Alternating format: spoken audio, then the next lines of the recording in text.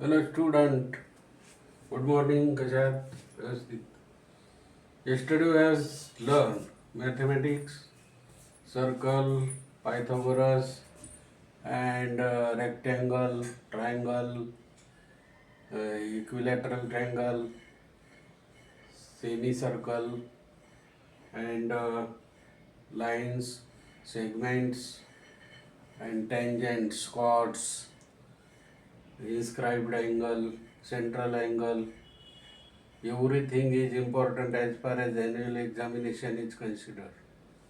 Now we have to study English wave.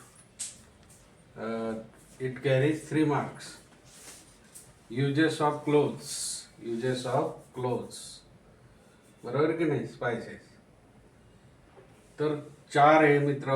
3 carries 3 mark. Used in food as a familiar spice.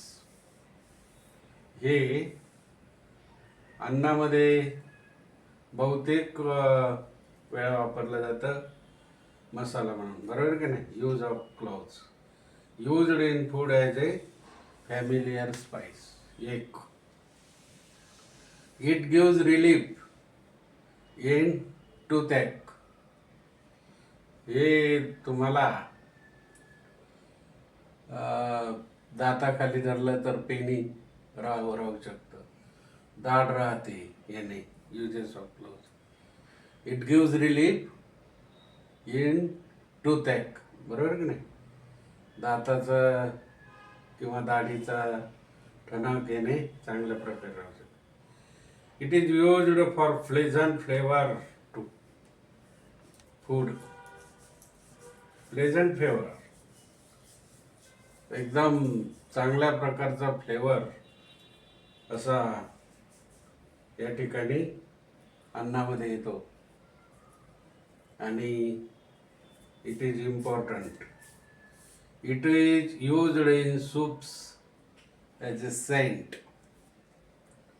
सूपमध्ये पण हे क्लोव्ज टाकतात.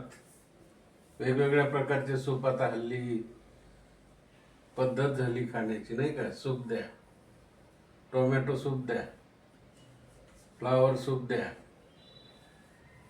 वेगवेगळ्या प्रकारचे soup, मीठ soup, hen soup, all types of soups. It is used in soups as a scent म्हणून cloves वापरला जातो. बरोबर.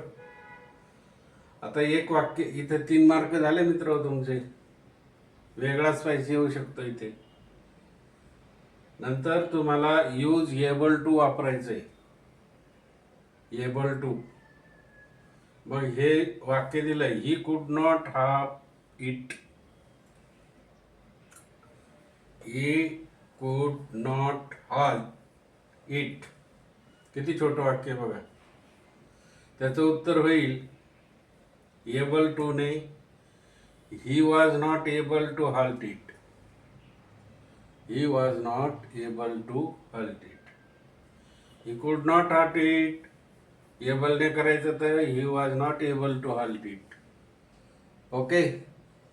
लाईक करा, सबस्क्राईब करा मित्र हो. शेअर करा नवीन असेल तर. थँक्यू. बाय.